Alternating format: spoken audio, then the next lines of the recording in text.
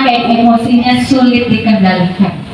Banyak keluhan orang tua yang akhirnya emosinya juga ikut tinggi. Ya, makanya pertanyaan saya tuh dalam satu hari ngomelnya berapa kali? Kok tumben ya mama aku baik ya? Akhirnya cari-cari perhatian ya, buat emosi lagi. Tapi ada juga anak yang biasanya dilembutin, ketika dengar suara keras dia takut ya Bu ya. Kenapa? Karena pola asuhnya lebih banyak di lemah lembutin. Nah, pertanyaan saya kedua, lebih besar mana sih itu tingkat emosi yang terjadi antara anak laki-laki dan anak perempuan? Anak laki-laki. Anak laki-laki mana ya? Rohaninya nggak ada di mana-mana ya, fisiknya ada. Banyak seorang ayah ketika pulang bekerja yang dimainkan rasa semua kayaknya. Ya, jadi makanya anak yang kurang peran ayah akhirnya emosi mereka sulit untuk dikendalikan. Ya, anak yang kurang peran ayah, karakter dan kepribadian mereka akhirnya sulit dikendalikan. Ya, lalu pertanyaan saya ketiga, lebih besar mana tingkat emosi yang terjadi antara orang dewasa dan anak-anak? Anak-anak. Ayo, anak-anak apa orang dewasa? Orang dewasa yang berdampak kepada anak. Anak itu tidak bersalah. Kenapa pembentukan anak itu dari kita? Sering saya sharing dengan orang tua wali murid, Bu, sebenarnya saya tidak mau mencubit anak saya tidak mau memukul anak saya, bahkan ngomel aja terkadang saya nggak mau sebenarnya. Tapi kenapa ya? Itu terkadang frontal terjadi. Karena dulu Bu, saat kita kecil, kita pernah diperlakukan hal seperti itu oleh orang tua kita. Ya, jadi mungkin, oh dulu saya pernah nih dipukul, oh dulu saya pernah nih dicubit, oh orang tua saya dulu tuh ngomel terus ya. Akhirnya ketika perilaku anak-anak kita tidak sesuai dengan keinginan kita, secara tidak langsung memori itu terpanggil kembali. Ya, makanya hati-hati. Seorang ibu lebih rentan terkena depresivitas. Ya, seorang ibu lebih rentan terkena tekanan psikologis. Kenapa? 24 jam sama anak. Ya, makanya biasanya Bu, kalau kita lagi ada masalah, biasanya yang terkena dampaknya siapa Bu?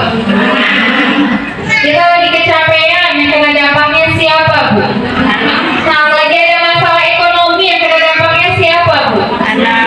Lagi berantem sama suami, yang kena dampaknya siapa Bu? Anak. Terkadang kita tidak sadar, anak dijadikan pelampiasan amarah dan emosi kita.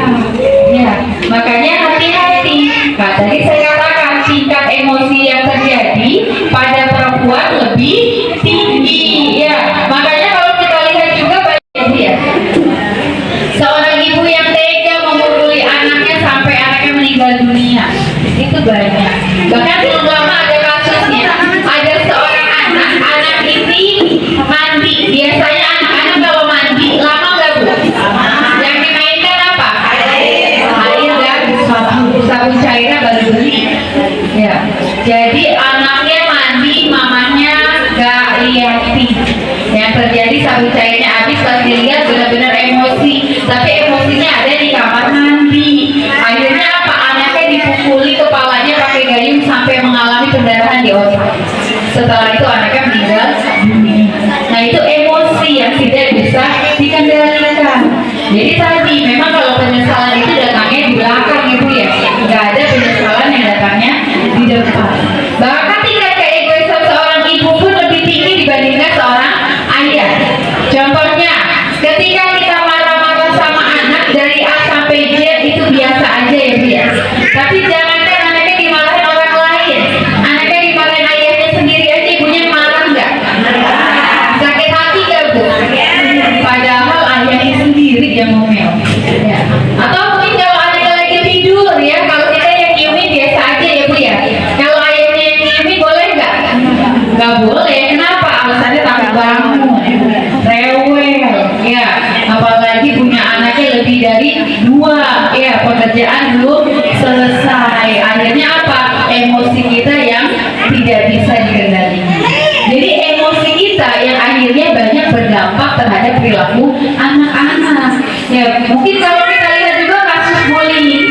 Di sekolah banyak banget ya Bu ya. Entah mungkin ada anak yang sering diejek oleh temannya.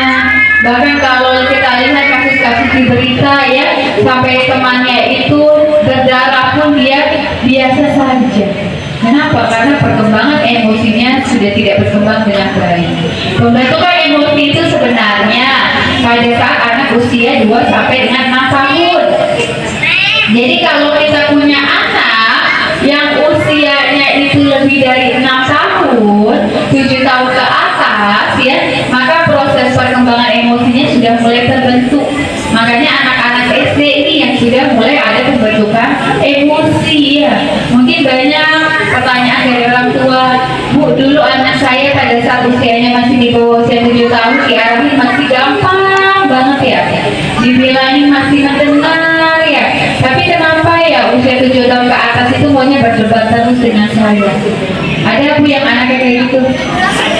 Banyak ya. Kenapa? Akhirnya tadi pembentukan emosinya sudah tidak stabil ya.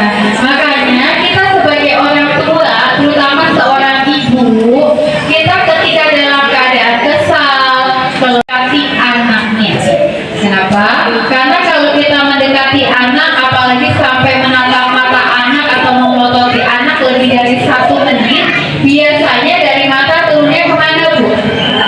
Ke tangan. Iya, kalau marah sama anak lebih banyaknya ke tangan. Kenapa? Karena kita berpikir saya yang mengandung, saya yang melahirkan, saya yang menyusui, saya yang merawat ya. Jadi rasa memiliki itu muncul. Nah, bahaya jika rasa memiliki itu sudah muncul. Nah, perkembangan anak-anak zaman sekarang itu beda tuh dengan anak-anak zaman dulu ya. Makanya kalau anak-anak zaman dulu dibilangin itu takut ya. Kalau anak sekarang dibilangin itu mereka nggak takut melawan ya. Mungkin jangankan dibilangin, mamanya melototin aja. Kalau anak zaman dulu mah udah takut ya Bu ya. Kalau anak sekarang dipelototin, melototin baru ya. Jadi kenapa mereka bisa seperti itu? Karena perkembangan emosinya sudah tidak terbentuk dengan baik. Kalau kita bahas emosi itu memang agak sulit Bu ya, karena terkadang kita saja mau mengontrol dan manajemen emosi itu sulit ya. Kenapa? Karena tadi terlalu banyak pikiran, mental yang tidak sehat, akhirnya akan berdampak kepada anak-anak. Terkadang kita tidak sadar menjadikan pelampiasan amarah dan emosi kita. Terkadang kita tidak sadar anak-anak itu terbentuk dari pola kita ya. Apa yang kita bentuk hari ini akan tertuang di dalam perilaku mereka. Jadi hati-hati Bu. Tapi bagaimana dengan intelektualnya? Kalau intelektual terus berjalan Bu. Intelektual itu apa sih? Kecerdasan IQ ya. Kalau IQ itu pengaruhnya 50% dari faktor genetik ibunya. Ibu yang cerdas akan melahirkan anak yang cerdas Bu. Kalau ibunya nggak cerdas bagaimana? Ketika pola asuh kita tidak banyak ngomel, tidak banyak membentak, pola asuhnya positif ya, peran ayahnya ada, kecerdasan akan diikuti, nutrisinya bagus ya. Tapi ketika prosesnya Bu, mamanya biasa aja kecerdasannya, bisa nggak sih anaknya menjadi anak yang cerdas? Bisa. Pengaruhnya dari mana? Pola asuh, nutrisi itu mempengaruhi ya. Jadi ada misalnya sebenarnya orang tuanya itu dosen, ibunya, ayahnya itu dokter spesialis, pasti anaknya cerdas ya Bu ya.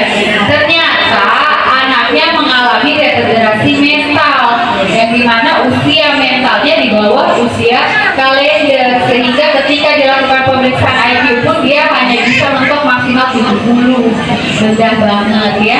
Artinya apa? Genetik memang mempengaruhi, tapi nutrisi, pola asuh itu lebih pengaruhnya lebih besar. Lalu pertanyaan saya lagi, apa sih Bu yang menyebabkan anak-anak emosinya tinggi? Apa Bu yang menyebabkan Bu? Kenapa ya emosi anak saya itu tinggi? Apa penyebabnya? Keinginannya tidak terpenuhi ya Bu ya. Yang pertama, yang membuat emosional anak tinggi, obsesi dan ambisi orang tua terhadap perkembangan anak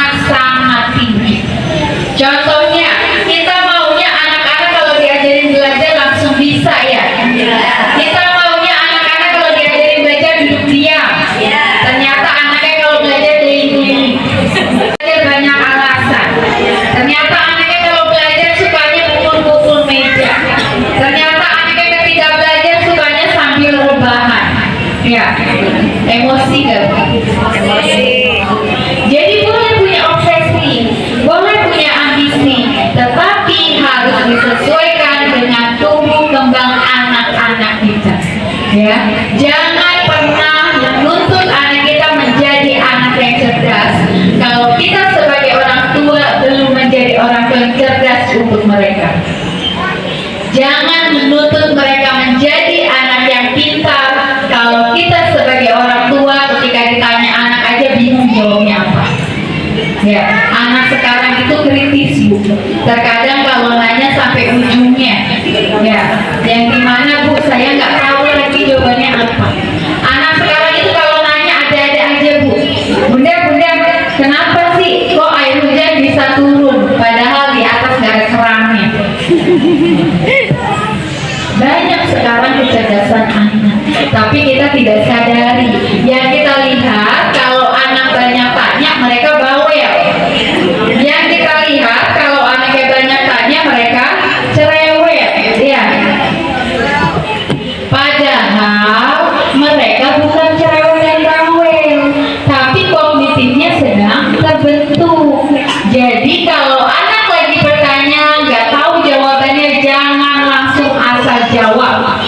Ya, anak-anak sekarang lebih cerdas dari orang tuanya. Sebenarnya dia udah tahu jawabannya, tapi dia mau uji. Udah, aku kan hari ini hanya menuntut aku. Bisa nggak sih dia kalau dikasih pertanyaan seperti ini? Ya, jadi makanya kalau anak lagi bertanya, anak lagi banyak bicara, jangan pernah berkata bawel dan cerewet. Kenapa? Itu hanya menurunkan tingkat kognitif mereka. Jadi pola pikir mereka nantinya rendah. Hargai. Kita aja kalau lagi banyak nanya dibilang ih bawel banget sih, cerewet banget sih, enak nggak Bu? Enak. Nggak enak ya. Begitu juga dengan anak-anak. Jadi apa yang anak-anak rasakan kita rasakan dulu. Oh saya kalau lagi nanya dicuekin aja nggak enak. Ya, oh saya kalau lagi nanya didiamin aja nggak enak. Jadi mengaca diri dulu sebelum kita memperlakukan anak-anak.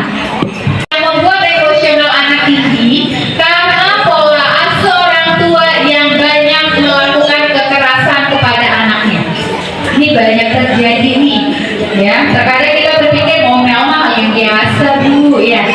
Membentak mah hal yang biasa Bu. Padahal ngomel dan membentak itu adalah sebuah kekerasan. Kekerasan itu ada 3 bentuknya. Ada kekerasan secara verbal, psikis, dan fisik. Kalau verbal, satu, kita suka ngomel-ngomel dari yang pelan hingga keras. Mungkin sampai uratnya keluar ya Bu ya. Yang kedua suka membentak putra-putrinya. Dan yang ketiga suka memberikan labeling negatif atau mengecap buruk putra-putrinya. Contohnya anaknya nggak bisa diem, dibilangnya ih nakal banget sih kamu jadi anak. Anaknya banyak tanya, dibilang ih bawel banget sih kamu jadi anak. Saya katakan Bu, syukuri apa yang ada di dalam diri anak-anak kita hari ini. Punya anak cerewet, bersyukur. Di luar sana banyak sekali orang tua yang ingin anaknya bisa bicara. Punya anak yang aktif, bersyukur. Di luar sana banyak sekali orang tua yang ingin anaknya bisa berjalan. Di setiap sekolah kalau sesi parenting, kasihan Bu, ada orang tua yang ketika ingin menyekolahkan anaknya dia harus menggendong anaknya. Kenapa? Anaknya nggak bisa jalan. Anaknya mengalami kelumpuhan. Itu namanya cerebral palsy. Kita bersyukur kalau anak kita bisa jalan. Kita bersyukur kalau anak kita bisa lari-larian. Nikmati prosesnya yang dimana bertambahnya usia tidak akan dia seperti itu. Ya, nikmati. Mungkin kalau ibu sudah punya anak yang sekarang usia 17 tahun, kangen Bu, dulu anak saya kecilnya seperti apa. Syukuri, ya. Jangan banyak mengeluh. Karena keluhan itu yang akhirnya kita tidak bersyukur. Kalau kita tidak bersyukur, ada emosi kita tidak bisa dikendalikan. Ya, jadi hati-hati secara verbal. Atau contohnya, ya, ketika anaknya lagi lari-larian, kita bilang jangan lari-lari deh, nanti jatuh. Kalau anak lagi terjatuh, yang disalahin ibunya atau anaknya? Anaknya dibilang, dibilang jangan lari-lari ya, iya pasti jadi anak. Ya, padahal itu adalah ucapan ibunya. Ucapan ibu itu adalah doa. Apa yang kita tanamkan di dalam ucapan akan terjadi di dalam diri anak-anak kita. Makanya doakan anak-anak kita menjadi anak yang baik. Walaupun sambil geregetan, walaupun sambil kesel, doakan mereka Bu. Sampaikan ini subhanallah, nanti semoga kamu ketika Ya, jangan pernah berkata, ih bandel banget sih kamu jadi anak, perilakunya bandel ya. Karena kalau anak bandel kan yang ditanya orang tuanya siapa ya Bu ya? Nah, yang jelek adalah orang tuanya, padahal itu adalah pengaruh pola asuh dari kita. Yang kedua, kekerasan psikis. Kalau kekerasan psikis, terkadang kita tidak sadar, sering membanding-bandingkan, mengancam, menakut-nakuti.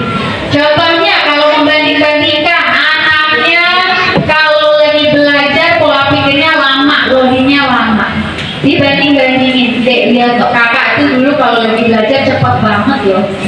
Kakak tuh tulisannya rapi banget, ih kamu gede-gede banget. Ya, atau dek temannya itu pintar-pintar, kalau nilai itu selalu di atas 80. Kamu mah 50 aja udah mentok gitu ya Bu ya. Karena hati-hati ketika dibanding-bandingkan, anak itu akan mentalnya merasa terganggu.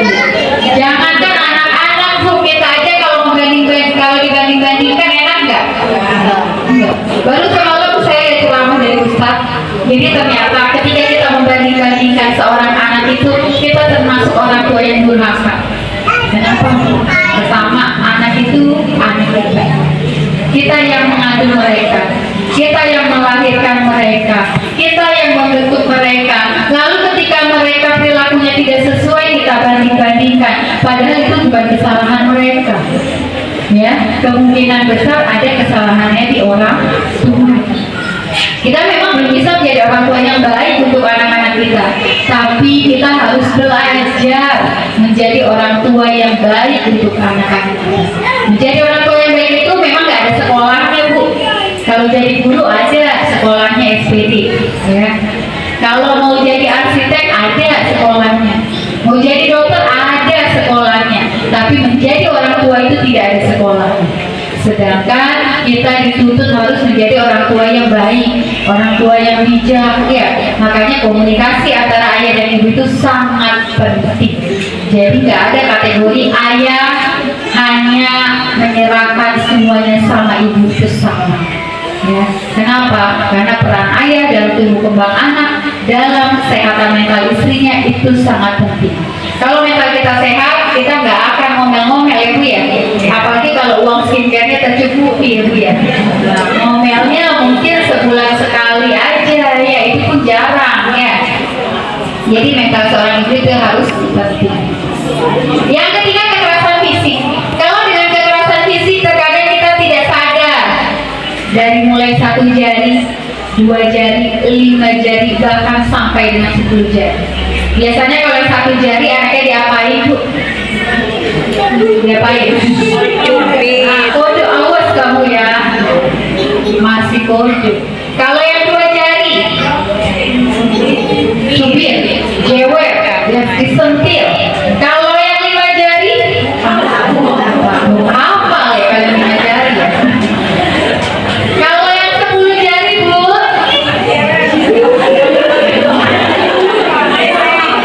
semuanya teriak, sanduknya keluar, ya, dibanting, dicapnya. Nah, terkadang kita nggak sadar nih, kita melakukan kekerasan 10 jari dengan anak-anak. Ketika anaknya nggak mau mandi, waktunya sekolah, anaknya seret, nggak sadar itu bentuk kekerasan. Banyak anak-anak SD yang sudah melakukan kekerasan kepada temannya. Dampaknya apa? Penyebabnya apa? Karena dari rumah. Saya pernah menangani kasus ada anak SD perempuan. Dia itu kalau keinginannya tidak sesuai atau ketika ngatur kemana temannya tidak mau, dia selalu narik jemput rambut temannya sampai temannya rasa sakit pun dia biasa aja. Setelah saya observasi di rumahnya, ternyata dia kalau di rumah sering sekali dia perlakukan itu oleh orang tuanya. Tidak hanya kata maaf. Apa yang kita bentuk hari ini akan ada di dalam diri anak-anak kita. Kalau ada anak yang suka jahil, ada anak yang suka mukul, jangan langsung salahkan anaknya Bu. Lihat dulu, kemungkinan besar di rumah dia sering diperlakukan itu oleh orang tuanya.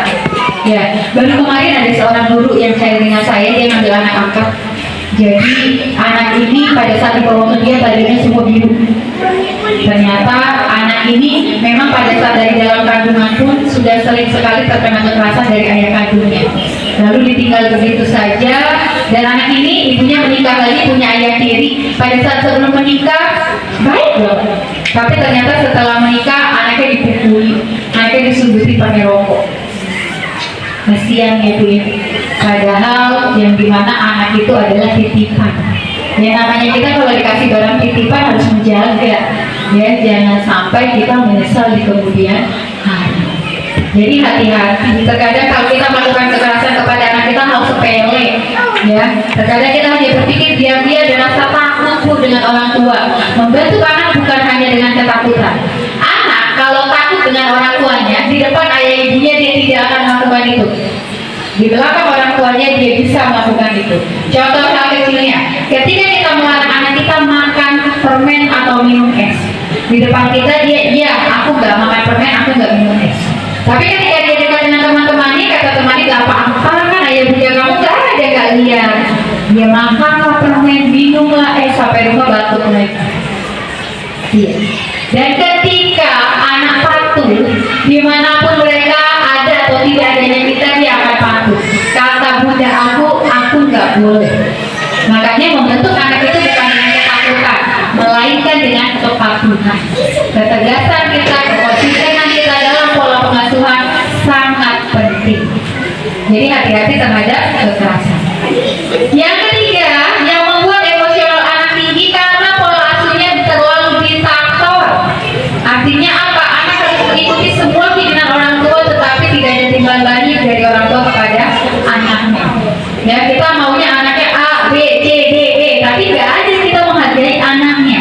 Ketika anaknya pulang sekolah bercerita, bunda aku hari ini dapat nilai 80. Bundanya berkata, oh iya bagus, tapi besok harus dapat nilai 90. Ya, padahal nggak tahu tuh anaknya mengerjakannya dengan susah payah, terlalu ditakuti. Atau nanti kamu SMA-nya kamu seperti ini, nanti kalau kuliah kamu harus seperti ini. Wah banyak sekali orang tua yang seperti itu. Saya menangani kasusnya Bu, ada orang anak memang dari usia dini sampai dengan dia kuliah pun selalu pilihan orang tuanya. Dia nggak bisa milih. Jadi anaknya mau masuk arsitek, ya ibunya sama ayahnya mau dia di kedokteran. Kata anaknya aku nggak bisa di kedokteran, tapi kata ibunya kamu harus masuk kedokteran. Anaknya ikutin keinginan orang tuanya sampai dia lulus, wisuda, dapat ijazahnya langsung dikasih ke orang tuanya. Ini ijazah yang kalian inginkan, saya sudah selesai menjalankan tugas saya dan saya selesai menjadi anak kalian. Dia pergi begitu aja, nggak pulang-pulang lagi. Itu termasuk orang tua yang zolim dengan anak. Jadi hati-hati Bu, ya hargai apa yang anak inginkan, ya. Bahkan baru kemarin saya lagi nanganin kasusnya sampai sekarang anaknya usia 21 tahun. Dia itu kasusnya sama Bu dengan orang tuanya. Jadi anak ini pada saat SMA dimasukkan ke pesantren, padahal anaknya nggak mau masuk pesantren. Saat keluar dari pesantren bukan jadi anak yang cerdas, bukan jadi anak yang membanggakan, keluar dari pesantren hijabnya dibuka. Bahkan anaknya sekarang sering ke klub malam. Bahkan anaknya itu sekarang sering nyelek-nyelekin tangannya sampai berdarah, dia tidak merasa kesakitan. Ketika lagi dalam keadaan emosi dia benturkan kepalanya ke tembok, dia jubuk-jubukin rambutnya, hati-hati dia sudah mengalami tekanan psikologis. Terkadang kita nggak sadar, kita menganggapnya sepele. Terkadang kita berpikir anak saya harus sukses lebih dari saya, benar. Tetapi harus disesuaikan juga dengan kemampuan anak-anak kita. Harus disesuaikan juga dengan potensi anak kita. Gak semua anak itu sama Bu. Allah menitipkan kita anak itu ada dua. Anak bisa dijadikan anugerah, anak juga bisa dijadikan ujian. Sebenarnya ketika kita dititipkan anak oleh Allah itu, kita sedang belajar sabar dari anak-anak kita. Ya, makanya kalau perilakunya tidak sesuai, sampaikan dengan mereka. Terima kasih ya nak, sudah mengajarkan mama sabar, walaupun sambil gregetan Bu, nggak apa-apa. Ya, yang penting apa, kalimatnya positif dulu. Kalau kalimat kita positif, ya, maka nanti kita akan terbiasa. Banyak orang tua mungkin sekarang yang bicara, kalau saya di media-media sosial, buat apa sih ikut parenting? Ya, karena bicara itu tidak tidak semudah membalikan telapak tangan, benar, tapi itu orang tua yang keliru yang tidak mau berubah. Orang tua yang mau berubah itu ketika dia dapat ilmu, dia mencoba sedikit demi sedikit, walaupun tidak langsung berhasil. Jadi pernah ketemu dengan orang tua, dia punya anak berkebutuhan khusus, dua-duanya anaknya speech delay, ibu bayangkan betapa sulitnya jadi orang tua. Lalu dia sering ikutin parenting, kemana pun dia ikutin, ada webinar yang berbayar pun dia ikutin. Memang dia untuk merubah dirinya itu sulit, tapi 1 tahun, 2 tahun, dia ternyata bisa merubah dirinya. Emosinya lebih tertata, kesabarannya luar biasa, ya. Makanya tadi, memang merubah itu tidak sulit, tapi kalau kita ingin mencoba, tidak ada sesuatu yang mustahil, ya. Oke, lalu yang keempat, yang membuat emosional anak tinggi karena pola asuh orang tua yang cenderung overprotektif, terlalu banyak melindungi anaknya. Contohnya, jangan main siang-siang deh, panas nanti hitam, nanti kulitnya beda sama mama. Jangan main hujan-hujanan deh, nanti sakit. Jangan main sama dia deh, mamanya galak. Jangan main sama dia deh, anaknya nakal. Protek boleh, tapi tidak berlebihan. Anak yang terlalu overprotektif, nilai aktualisasi dan eksplorasinya tidak muncul. Makanya banyak anak-anak kata gurunya kalau di sekolah nggak bisa diam. Kalau di sekolah anaknya kalau mau berteman selalu mengganggu teman-temannya. Tapi kata mamanya, kata papanya, Bu, kalau di rumah anak saya kalem banget kok. Kalau di rumah anak saya nurut banget kok. Nah itu hati-hati, artinya nilai aktualisasi dan eksplorasinya tidak terbentuk. Jadi kalau di rumah dia merasa ketakutan, kalau di luar dia merasa dunia bebas. Saya pernah menangani kasusnya karena ruang sekolahnya itu kaca semua, ya. Jadi anaknya ini suka tantrum, anaknya SD kelas 2, bahkan sampai kacanya sekolah itu dipecahin sama dia. Ketika orang tuanya dipanggil, orang tuanya berbicara, anaknya di rumah gak seperti itu, nurut, ratu banget. Ternyata setelah saya observasi, saya datang ke rumahnya, di setiap sudut rumah ada CCTV. Jadi anaknya kalau mau melakukan sesuatu, melihat dulu aku dilihat nggak ya. Jadi hati-hati. Terkadang kita berpikir itu untuk melindungi anak-anak kita, tapi ternyata jiwa mereka tidak muncul. Kita aja kalau terlalu banyak dikekang, nyaman gak, Bu? Enggak. Begitu juga dengan anak. Yang kelima, karena pola asuh orang tua yang cenderung banyak mengatur anak-anaknya. Contohnya, adik pulang sekolah salin baju, makan, bobo siap, bangun bobo, mandi, TPA, dan sebagainya. Anaknya kalau diperintah, ya aja, gak jalan-jalan. Dek mandi, iya nanti. Dek mandi, iya bunda, 5 menit lagi. Kalau bundanya belum teriak, dia belum jalan. Kenapa? Dia bosan dengan aturan yang dibuat. Hargai, anak-anak punya hak dan kewajiban. Yang keenam, karena pola asuh orang tua yang cenderung ambivalent. Apa itu? Ini banyak terjadi. Contohnya, anaknya minta sesuatu, kata bundanya nggak boleh. Tapi anaknya nangis merengek, ya udah deh kasih. Atau bundanya sudah tidak, di rumah ada ayahnya. Kata ayahnya, udah kasih aja, bunda kasih ya daripada nangis. Bunda sama ayahnya sudah tidak, di rumah ada nenek, kakek, oh udah tante. Ya kata neneknya, ya udah nih kasih. Nah itu bahaya, Bu. Akhirnya apa? Attachment anak dengan orang tuanya tidak ada. Makanya banyak anak-anak kalau kita ngomong dari A sampai Z nggak didengar ya, Bu ya. Tapi kok kalau ayahnya atau neneknya yang ngomong dia dengar. Kenapa? Itu menjauhkan attachment antara ibu dan anak. Jadi makanya harus komitmen. Kalau sudah tidak, kalau sudah iya. Jangan pernah menjanjikan kalau anak minta sesuatu. Ya, contohnya anaknya minta sesuatu, kata bundanya nanti ya, kalau bunda punya uang atau kalau ayah gajian. Jangan. Kalau ingin memberikan, katakan iya. Kalau tidak ingin memberikan, katakan tidak. Kita harus ada rasa tega demi kebaikan mereka. Ya, lebih baik mereka menangis saat ini daripada kita yang menangis penyesalan nanti. Yang terakhir yang membuat emosional anak tinggi banyak kasusnya dari handphone. Nah, terkadang ada catatannya nih kalau kita mengasih handphone kepada anak-anak biar antem di dalam rumah atau keluar. Ternyata dari handphone banyak emosi anak yang tidak bisa dikendalikan. Kalau lagi main handphone dipanggil nggak respon, lagi main handphone dipanggil pura-pura nggak dengar, ya. Jadi hati-hati dari handphone. Bahkan kasus pornografi pun terjadi banyak. banyak banget sekarang. Anak-anak banyak yang terkena kasus pedofilia. Banyak anak-anak yang terkena kasus kekerasan seksual. Ya, saya sering banget menangani kasus, bahkan anaknya masih pada usia TK, Bu. Anaknya terkena kekerasan seksual. Ya, bahkan anak TK, karena orang tuanya sibuk bekerja, anaknya dikasih handphone, ternyata yang sering di-download anaknya tuh video porno. Jadi hati-hati. Ya, video tersebut terkadang walaupun sudah diblokir oleh pemerintah bisa mereka dapatkan. Ya, jadi hati-hati ketika anak sedang bermain handphone. Emosinya juga sangat sulit untuk dikendalikan. 2 bulan lalu ada kasusnya, ada anak usia SD kelas 1. Dia anak ini memang pada saat main handphone itu dari usia 2 tahun. Ya, jadi sama orang tuanya awalnya biar anteng aja di dalam rumah. Ternyata kecanduan.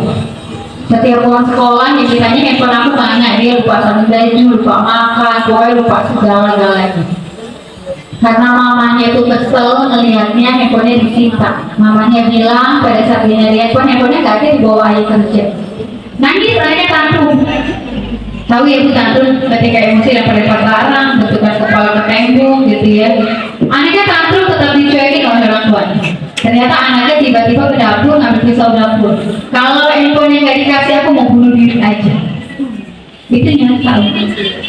Terkadang kita menyepelekan perkembangan emosi anak, padahal emosinya ternyata sulit untuk dikendalikan. Bahkan dari handphone banyak sekarang anak-anak berkebutuhan khusus. Dimulai dari speech delay. Apa itu speech delay? Gangguan atau keterlambatan berbicara. Usia 5 tahun belum bisa berbicara. Atau anak yang mengalami ADHD. Apa itu? Anak yang mengalami hyperactive disorder. Nggak bisa diam, suka manjat-manjat dan sebagainya. Atau anak yang mengalami ADD. Apa itu ADD? Anak yang mengalami gangguan konsentrasi. Ya, anaknya bisa baca, tapi kalau dikasih soal nggak bisa jawab, konsentrasinya nggak ada, analisanya nggak sampai. Ada juga anak yang mengalami saluran apa itu? Keterlambatan belajar atau keterlambatan berpikir. Kalau ditanya loadingnya lama banget, udah lama ketika menjawab gak nyambung. Banyak anak-anak sekarang yang seperti itu. Ya, bahkan juga banyak anak yang mengalami disleksia. Ketika menulis terbalik-kebalik, ya, B jadi B, B jadi D, ya, S jadi 2, 2 jadi S, itu banyak sekali. Memang tidak terlihat saat usia dini kalau disleksia, bisa terlihat saat anaknya usia kelas 3 SD. Tapi kalau gangguan kayak speech delay, ADHD, ADD, slow learner bisa terlihat pada saat usianya di bawah 7 tahun. Banyak sekarang keluhan para guru, Bu, anaknya aktif banget, gak bisa diem. Bahkan kalau ngajar main temannya pun temannya didorong lah, temannya ditarik lah, itu banyak, Bu. Apakah itu termasuk anak yang aktif? Belum tentu. Bisa terjadi dia mengalami hyperaktif. Hyperaktif beda, Bu, dengan aktif. Kalau anak aktif itu kategorinya masih normal. Kalau hyperaktif kategorinya sudah berkebutuhan khusus. Apa sih bedanya? Yang pertama, kalau anak aktif mereka masih bisa duduk diam dalam jangka waktu 10 menit. Kalau anak hyperaktif 5 menit aja udah gelisah. Ya. Anak yang aktif ketika diajak komunikasi masih ada kontak mata. Tapi kalau anak yang hyperaktif ketika diajak komunikasi tidak ada kontak mata. Anak yang aktif diajak bicaranya masih nyambung walaupun dia sambil jalan-jalan. Anak yang hyperaktif ketika ditanya dia nggak nyambung walaupun duduk. Anak yang aktif ketika dia terjatuh mungkin terbentur meja aja dia merasakan sakit walaupun gak ada luka. Tapi anak yang hyperaktif dia terjatuh lukanya sampai berdarah pun dia nggak merasa sakit. Kenapa? Karena sensor di tubuhnya sudah hilang. Cara mengetahuinya bagaimana? Coba kelitikin anaknya. Anak-anak kalau dikelitikin, kalau responnya masih ada, aku beli pun sensornya masih bagus. Tapi kalau anak yang dikelitikin tidak ada responnya, berarti sensornya sudah buruk, harus dilakukan terapi. Ya, jadi jangan kalau anak aktif kita bilang dia hyperaktif. Ya, kalau kita sudah tahu perbedaan. Oke, jelas ya? Oke, biar gak ngantuk saya buka pertanyaan, silakan. Saya buka 3 pertanyaan dulu. Di pertama ada yang mau ditanyakan, tunjuk tangan.